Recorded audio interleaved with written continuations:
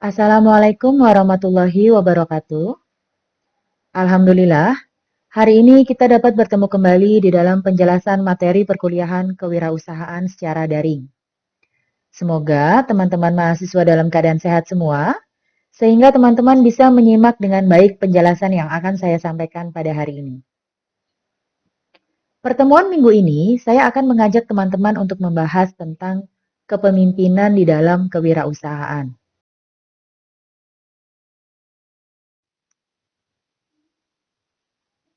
Kepemimpinan itu sama pentingnya dengan kreativitas dan kepercayaan. Kita ingat kemarin, kreativitas itu bisa membuat kita inovatif dan adaptif, serta mampu menembus semua kesulitan yang kita hadapi. Namun, tanpa kepercayaan, kreativitas yang hebat tidak mempunyai nilai pasar dan tidak dapat diterima di mana-mana. Nah, kepemimpinan itu menggabungkan antara kreativitas dan kepercayaan menjadi suatu usaha yang efektif. Usaha yang dibangun tanpa kepemimpinan yang kuat akan menjadi sebuah usaha yang kecil dan stagnan, di mana usaha tersebut hanya mampu memimpin sedikit orang dan tidak ada pertumbuhan usaha. Pada dasarnya, tanpa kepemimpinan tidak ada orang hebat yang akan bekerja pada kita. Karyawan yang bekerja menjadi tidak betah, dan kemudian memutuskan pindah membawa pengetahuan serta pengalaman yang sudah kita tanamkan kepada mereka. Tentu hal ini akan menjadi rugi kan buat kita. Nah, kepemimpinan sendiri itu dibentuk secara bertahap, sejalan dengan tumbuhnya usaha. Dan kepemimpinan itu adalah sebuah kombinasi dari pengetahuan, pengalaman, keterampilan, cara mengarahkan, dan penerimaan.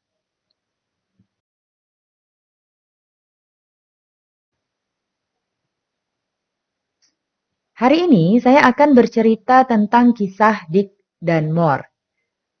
Kisah Dick dan More ini bisa memberikan contoh kepada kita tentang arti pentingnya sebuah kepemimpinan di dalam kewirausahaan. Jadi kisah ini adalah tentang kakak beradik yang bernama Dick dan More yang terjadi pada tahun 1930-an di Amerika. Mereka meninggalkan desa kelahirannya di New Hampshire untuk merantau ke California. Saat itu, orang-orang di California itu sedang asik untuk menggeluti bisnis hiburan. Setelah memiliki jiwa kewirausahaan, keduanya mencoba-coba usaha di sekitar panggung pertunjukan dan mencoba membuka usaha teater di dekat Hollywood. Namun, konsumen di California ternyata lebih senang melihat televisi daripada datang ke teater. Akhirnya, Dick dan More ini kemudian banting setir ke usaha makanan karena menyadari mereka sama-sama suka mencicipi makanan baru. Mereka kemudian membuka warung kecil yang menjual makanan siap saji, di mana konsumen ini bisa memesan dari mobil, karena saat itu mereka melihat bahwa masyarakat Amerika sedang gandrung-gandrungnya dengan mobil, lagi suka-sukanya sama mobil, dan mereka senang bepergian. Nah, Dick dan More membuka warung yang menyajikan makanan cepat saji, dan makanan tersebut disajikan dengan piring keramik dan gelas, serta disantap di mobil. Bisnis kemudian sukses dalam waktu 2 tahun. Jiwa kewirausahaan mereka kemudian mengatakan bahwa mereka harus membuka cabang. Dan akhirnya mereka memilih untuk membuka cabang di tepi kota Los Angeles yang padat ditinggali pekerja. Pertimbangannya apa? Karena pertimbangannya waktu itu sewa tanah di sana murah dan trafiknya itu banyak. Mereka kemudian mengubah sedikit penyajian, di mana makanan diperluas disesuaikan dengan kebutuhan pekerja. Nah, kebutuhan pekerja ini dilihat mereka lebih suka hotdog, kemudian french fries, kemudian burger, roti sandwich, Coca-Cola, dan salad. Nah, kemudian mereka merubah itu, memperluas sajian makanan mereka dengan hotdog, french fries, burger, makanan-makanan cepat saji seperti itu. Bisnis mereka kemudian meledak dan banyak media yang menyorot mereka sebagai wirausaha yang sukses. Pada waktu itu, para serdadu yang pulang dari perang kemudian menyerbu kedai Dick and More. Lalu mereka memberikan saran agar Dick dan More ini fokus pada walk-up customer saja, agar penyajiannya lebih cepat. Dick dan More kemudian memutuskan untuk menghapus pesanan dari mobil, lalu mengurangi daftar menu dan fokus pada burger dan mengganti piring dengan pembungkus dari kertas, agar tidak perlu mencucinya. Jadi lebih efektif dan efisien gitu ya. Nah, lagi-lagi ini menarik media, dan media banyak yang kemudian meliput mereka. Mereka mendapatkan iklan gratis dari pemberitaan yang dilakukan oleh media. Usaha mereka kemudian sukses besar. Siapa sih Dick dan More ini? Teman-teman kalau misalnya lihat logonya saja pasti sudah tahu ini eh, restoran cepat saji apa.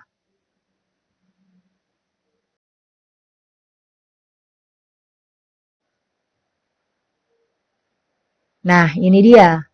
Dick dan More adalah kakak beradik pemilik McDonald's. Jadi mereka berhasil membangun kedai siap saji modern McDonald's karena mereka memiliki jiwa kewirausahaan yang kuat dan tajam dalam membaca pasar. Namun, di tahun 1955, usaha mereka kemudian menjadi stuck, di mana omset tidak bertambah, sementara pendatang baru yang meniru mereka itu bermunculan banyak. Nah, di sini mereka kemudian stuck, nggak bisa lagi gitu untuk mengembangkan lebih besar lagi usahanya mereka.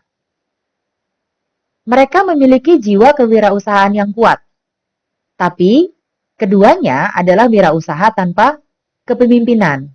Hingga akhirnya usaha itu kemudian mengalami kemunduran.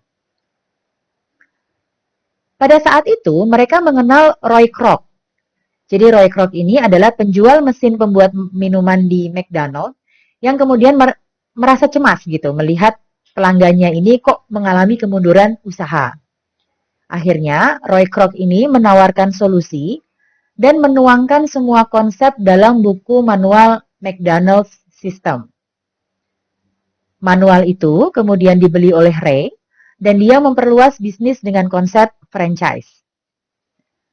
Dalam waktu 4 tahun saja, Ray kemudian berhasil membuka 100 cabang McDonald's tanpa modal dan semua cabang itu dibiayai oleh pembeli franchise.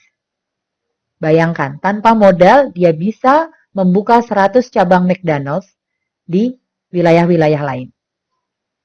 Kira-kira apa yang membuat Ray berhasil? Ya, yang membuat Ray berhasil adalah kepemimpinan.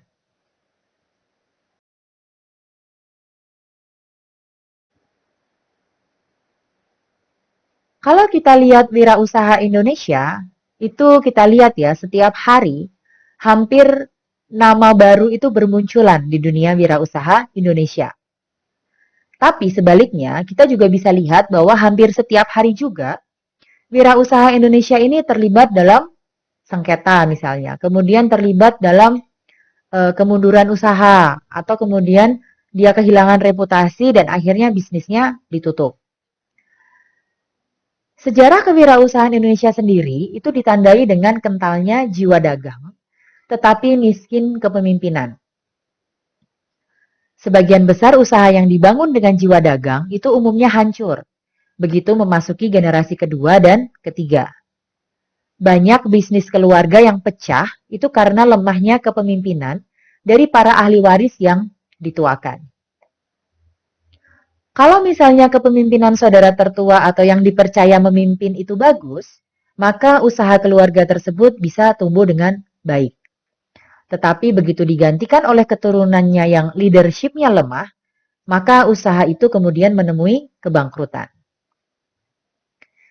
Bisnis keluarga itu menjadi sulit berkembang karena meskipun mereka memiliki dedikasi, tetapi pemimpinnya tidak dapat diganti karena pemilik sangat berkuasa dan sering enggan melakukan pendelegasian. Sehingga kematian usaha karena kepemimpinan lemah di Indonesia tidak bisa segera diketahui. Karena sebagian besar perusahaan di Indonesia bukan perusahaan publik. Mereka lebih bersifat privat gitu ya, kemudian di sini ada bisnis keluarga, kadang jadi nggak bisa diketahui dengan cepat gitu. Misalnya kepemimpinannya ini lemah gitu, jadi tidak bisa kemudian diselamatkan di awal.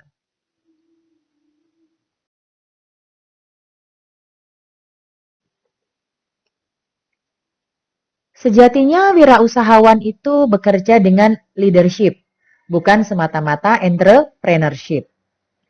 Kepemimpinan itu sangat penting untuk membuat bisnis maju, karena rendahnya kemampuan kepemimpinan itu mengakibatkan efektivitas usaha menjadi terbatas.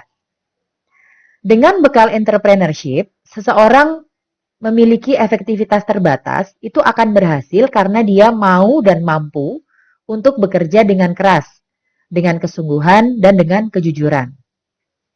Tapi, ketika tadi yang sudah mempunyai jiwa entrepreneurship tadi, kemudian rela melakukan pendelegasian dan mulai menggunakan orang-orang lain sebagai staff, maka dia kemudian bekerja tidak hanya dengan entrepreneurship, tapi juga dengan leadership.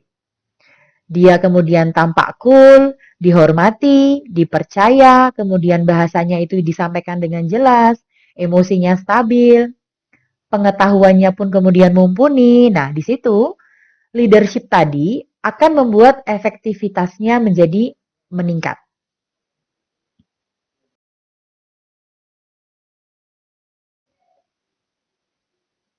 Apakah manajer itu sama dengan pemimpin?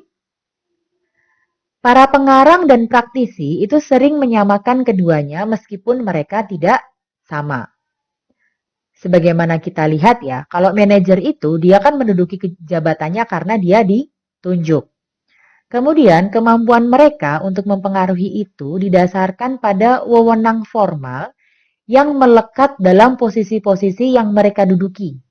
Jadi kewenangan itu kemampuan mereka untuk mempengaruhi itu didasarkan pada wewenang formal yang diberikan pada mereka karena mereka menduduki posisi itu. Manajer itu biasanya idealnya adalah seorang pemimpin. Tapi kenyataannya tidak semua pemimpin itu otomatis mempunyai kemampuan atau keterampilan sebagai manajer.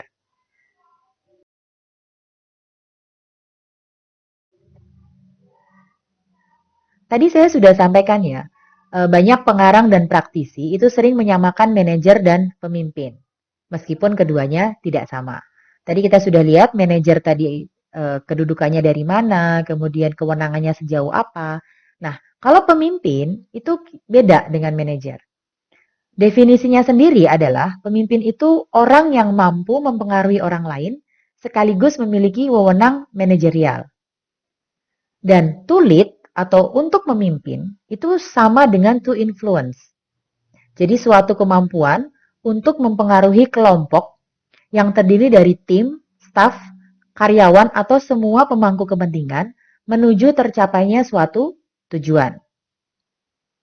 Pemimpin dapat ditunjuk, dapat juga muncul dari dalam kelompok dengan sendirinya. Ini berbeda ya dengan manajer yang tadi selalu ditunjuk. Sehingga pemimpin selain dapat mempengaruhi banyak orang untuk bekerja, dia juga adalah orang yang mampu melebihi tindakan-tindakan yang diperintahkan oleh wewenang formal. Kalau tadi manajer itu hanya wewenang-wewenang formal terbatasi gitu. Nah, kalau pemimpin itu dia bisa mampu melebihi tindakan-tindakan yang diperintahkan oleh wewenang formal. Kepemimpinan sendiri selalu menjadi isu yang sangat diperhatikan dari awal orang-orang bergabung ke dalam suatu usaha untuk mencapai sesuatu. Beberapa peneliti yang menyusun teori kepemimpinan itu memfokuskan penelitiannya pada dua. Yang pertama adalah teori karakteristik, yaitu karakter pemimpin itu sendiri, dan teori perilaku, yaitu cara pemimpin itu berinteraksi dengan anggota kelompoknya.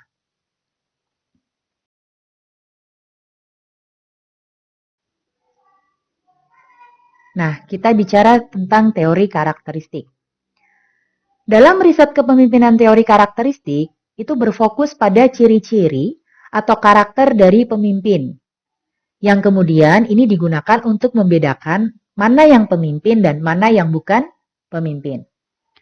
Setidaknya ada 6 karakter yang terkait kepemimpinan yang efektif menurut teori karakteristik, yaitu yang pertama adalah dorongan, di mana orang yang menjadi seorang pemimpin itu memiliki kehendak yang kuat untuk pencapaian sebuah prestasi.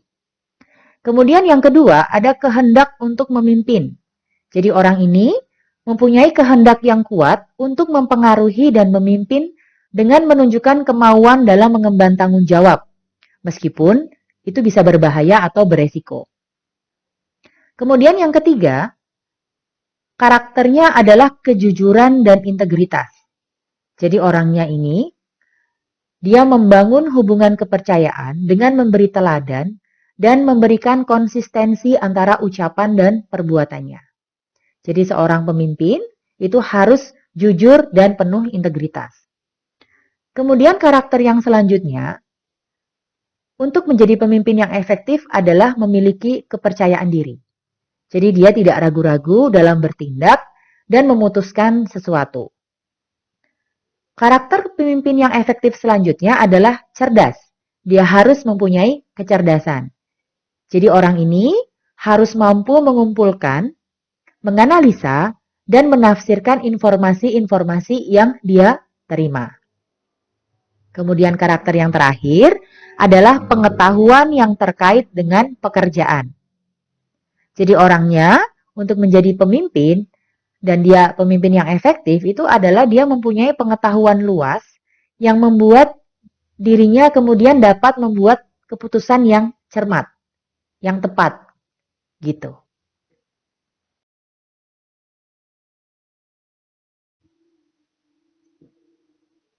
Kalau tadi teori karakteristik, sekarang teori perilaku. Nah, teori perilaku ini adalah cara pemimpin itu berinteraksi dengan anggota kelompoknya. Teori perilaku menjelaskan efektivitas perilaku yang membedakan seorang pemimpin yang efektif dengan orang-orang lain yang tidak efektif. Ada 4 studi perilaku utama yang perlu kita ketahui. Yang pertama, kepemimpinan yang paling efektif adalah kepemimpinan yang demokratis, yaitu kepemimpinan yang melibatkan bawahan, mendelegasikan wewenang, dan mendorong partisipasi dari anggota timnya. Kemudian yang kedua, pemimpin itu harus tinggi dalam pertimbangan dan tinggi dalam pengadaan struktur. Kemudian dia juga mencapai kinerja dan kepuasan bawahan yang tinggi, tapi mungkin tidak dalam semua situasi. Pemimpin itu harus kerap mempertimbangkan ide dan perasaan para pengikutnya, serta menyusun tugas dan hubungan kerja untuk memenuhi tujuan pekerjaan.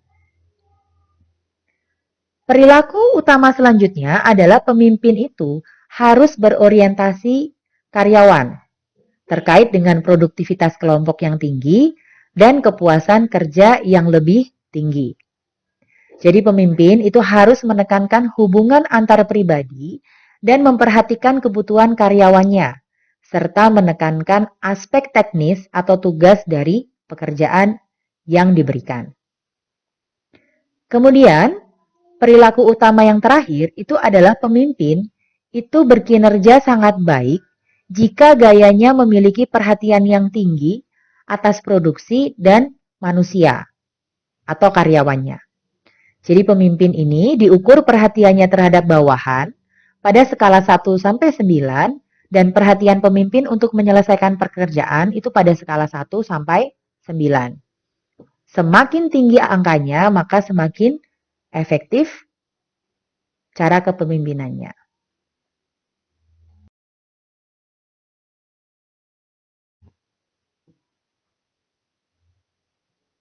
Dibandingkan dengan follower, pemimpin sebagai seorang leader, maka dia mempunyai ciri-ciri yang berbeda.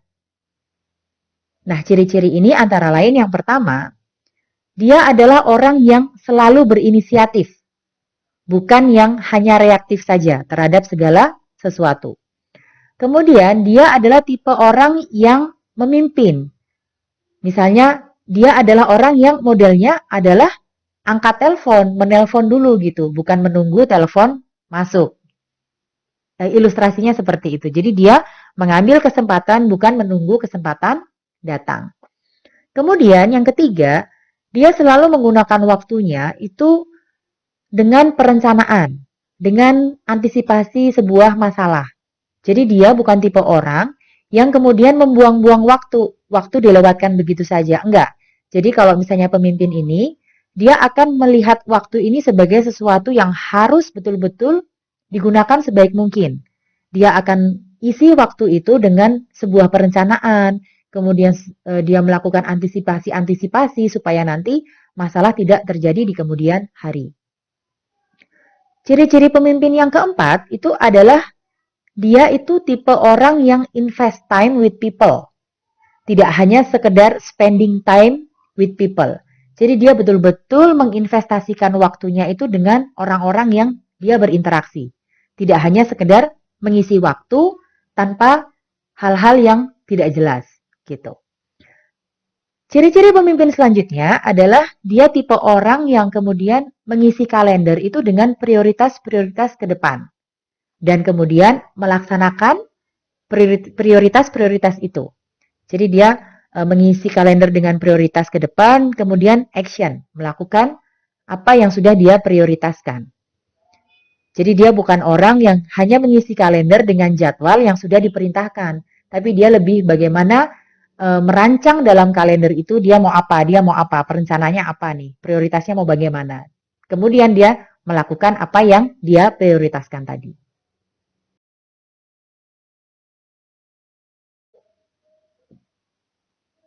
Nah, kita sudah bisa lihat ya barusan ya, bagaimana ciri dan karakter seorang pemimpin.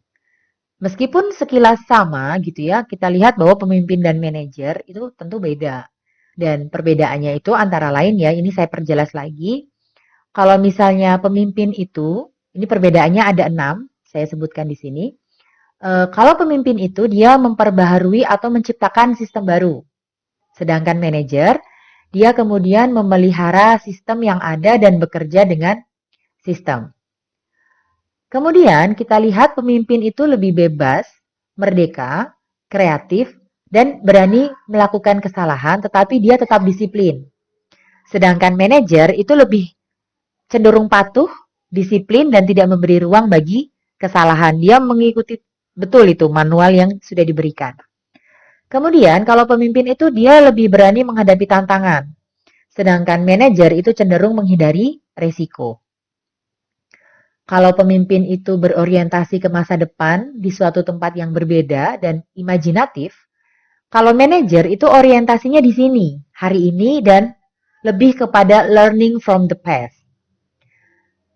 Kalau pemimpin itu dasarnya adalah kreativitas dan karakter, sedangkan manajer dia adalah lebih ke menciptakan pengikut dan bawahan.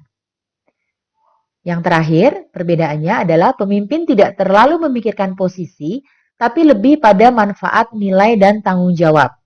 Sedangkan manajer, dasarnya adalah kompetensi dan profesionalisme.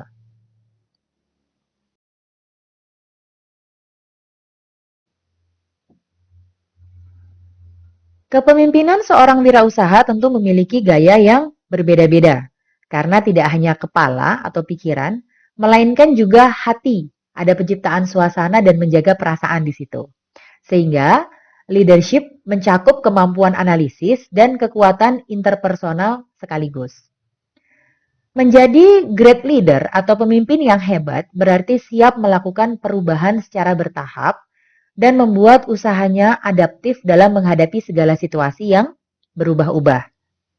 Dengan kemampuan mempengaruhi, pemimpin harus bisa membuat anggotanya untuk keluar dari belenggu kenyamanan berbisnis dengan produk lama atau cara-cara yang lama. Nah, gaya kepemimpinan sendiri itu terbagi menjadi 3. Ada 3 gaya kepemimpinan. Yang pertama adalah kepemimpinan transformasional transaksional. Yang kedua adalah kepemimpinan karismatik visioner. Dan yang ketiga adalah kepemimpinan tim. Kepemimpinan transformasional transaksional adalah pemimpin yang tipenya itu dia membimbing atau memotivasi pengikutnya menuju sasaran yang ditetapkan dengan memperjelas peran dan persyaratan tugas. Serta dia memberi inspirasi pengikutnya untuk bertindak melebihi kepentingan pribadi demi kebaikan institusi atau organisasinya. Sedangkan kepemimpinan karismatik visioner, ini adalah pemimpin yang basisnya adalah antusiasme dan memiliki rasa percaya diri yang kuat, serta tindakannya dapat mempengaruhi banyak orang untuk berperilaku dengan cara tertentu. Pemimpin ini mempunyai visi dan mampu menyampaikan visinya dengan jelas serta mudah dipahami, sehingga dia mampu menerapkan visi dalam berbagai konteks yang berbeda-beda. Gaya kepemimpinan yang ketiga adalah kepemimpinan tim. Di sini, pemimpin dalam memimpin itu dia memiliki peran-peran meliputi sebagai penghubung dengan pihak luar. Kemudian dia sebagai penyelesai masalah dan dia berperan sebagai manajer konflik. Kira-kira teman-teman sudah punya gaya kepemimpinan yang mana nih?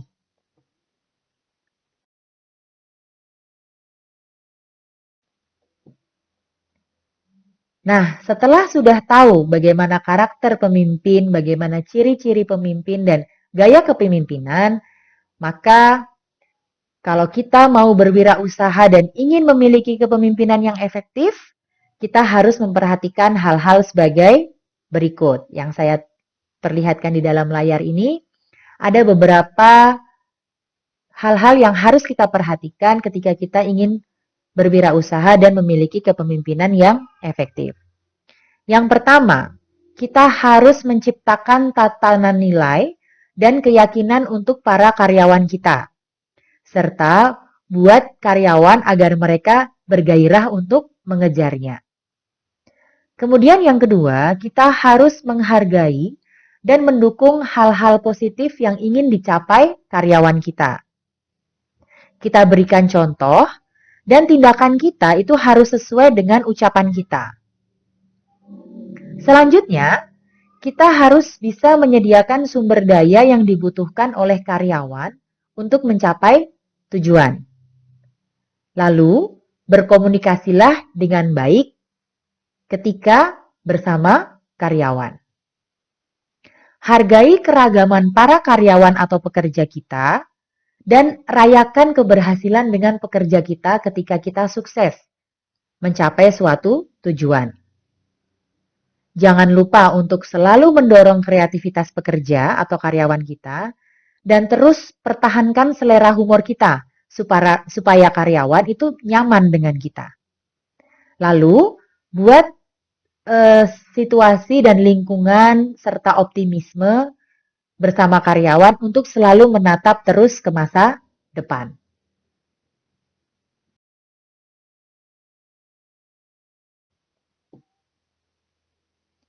Berikut adalah tips-tips untuk bisa menjadi pemimpin. Yang pertama, bangunlah pengetahuan Anda dan rajinlah membaca. Rajin-rajin baca buku tentang kepemimpinan, kemudian kalau bisa juga ikuti seminar-seminar atau pelatihan-pelatihan training tentang kepemimpinan. Kemudian, bukalah jendela sel-sel Anda dan kenalilah keberagaman serta berani menghadapi perbedaan. Itu penting supaya kita kemudian bisa menjadi pemimpin dari beragam orang yang berbeda latar belakangnya.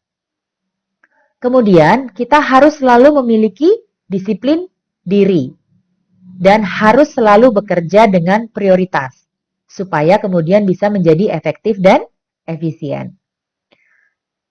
Kita harus bisa pahami kapan kita mengerjakan sendiri atau kapan kita perlu mendelegasikannya kepada anggota tim kita atau karyawannya kita. Nah, itu harus bisa tentukan, kerjakan atau delegasikan. Karena tidak semua harus kita kerjakan sendiri. Itu nanti akhirnya kita nggak efektif malahan. Kemudian, bangunlah kepercayaan dan respek dari karyawan kita dan orang-orang yang berinteraksi dengan kita. Lalu kita juga harus bisa jaga kestabilan emosi kita, supaya kemudian orang itu nyaman dengan kita. Jangan dikit-dikit emosi, dikit-dikit marah-marah, karyawan otomatis akan pergi jadinya, karena tidak nyaman. Kemudian kita harus bisa sering melatih untuk berkomunikasi dengan baik dengan anggotanya tim kita atau karyawannya kita.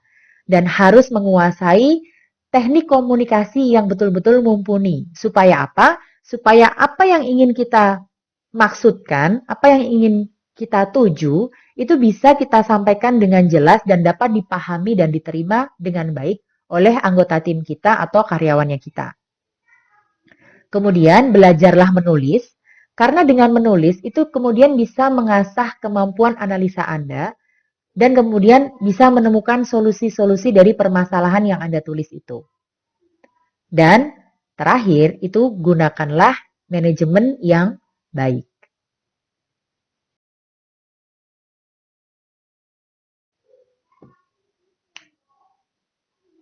Demikian penjelasan tentang kepemimpinan.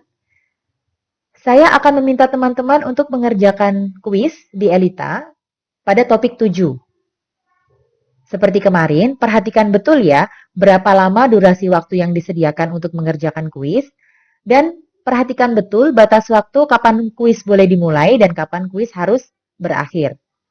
Melewatkan kuis di luar waktu yang ditentukan berarti Anda dianggap tidak melakukan atau mengerjakan kuis tersebut, dan tidak akan ada kuis susulan. Hasil pengerjaan kuis akan masuk dalam komponen nilai tugas. Oleh karena itu, teman-teman sangat-sangat perlu untuk mengerjakan dan menyelesaikan kuis ini.